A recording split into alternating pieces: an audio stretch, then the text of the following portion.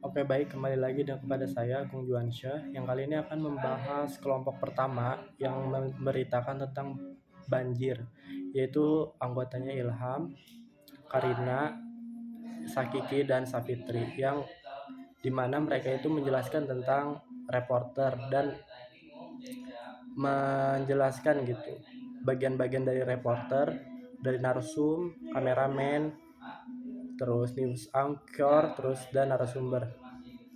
Lalu kali ini saya akan menjelaskan materi yang dijelaskan oleh Pak Adi, yaitu adalah informasi dan interview dalam reportase.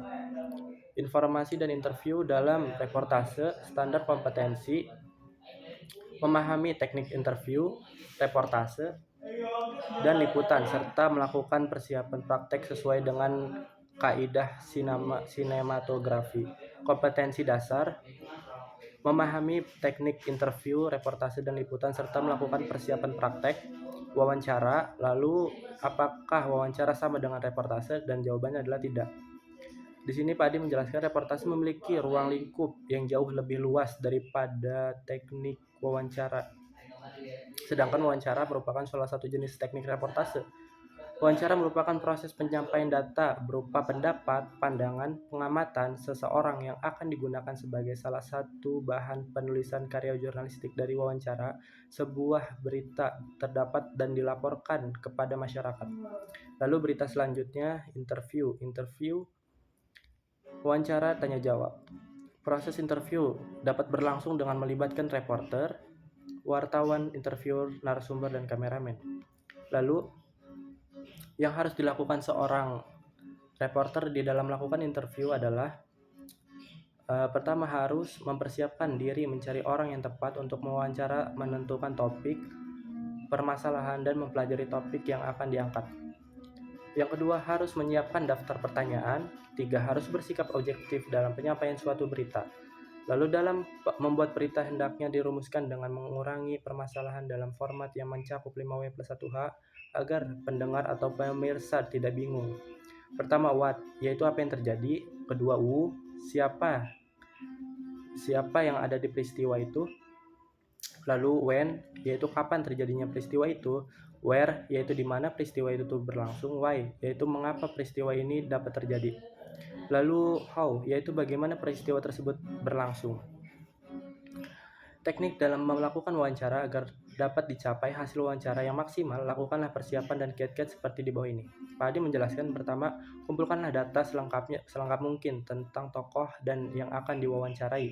Yang kedua, buatlah susunan dan seleksi daftar pertanyaan yang akan diajukan. Gunakan bahasa yang baik dan benar dalam wawancara maupun menjawab wawancara. Yang ketiga, gunakan bahasa yang baik dan benar dalam wawancara maupun menjawab wawancara.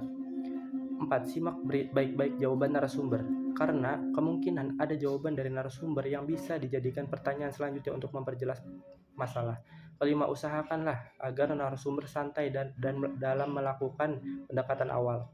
Sebelum wawancara resmi dilakukan, sambil memberikan gambaran singkat tujuan dari wawancara.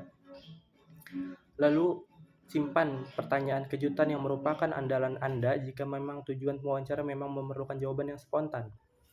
Lalu, jika narasumber menjawab terlalu bertele-tele, ajukanlah pertanyaan yang lain untuk memotong jawabannya yang bertele-tele. Sebaiknya jika narasumber menjawab dengan kata-kata yang menanyakan apa maksudnya dari jawaban yang pendek itu. Lalu ada persiapan wawancara. Ada beberapa persiapan di sini. Yang pertama, menguasai masalah, menentukan arah permasalahan, menentukan narsum, mengenali sifat narsum, membuat janji wawancara, menyiapkan draft pertanyaan, menyiapkan mental. Lalu hambatan dalam wawancara. Seringkali jurnalis pemula menemukan kesulitan dalam proses wawancara dengan narasumber. Hal ini dikarenakan takut, grogi, khawatir pertanyaan dapat menyinggung atau menyudutkan, terlalu melibatkan masalah pribadi.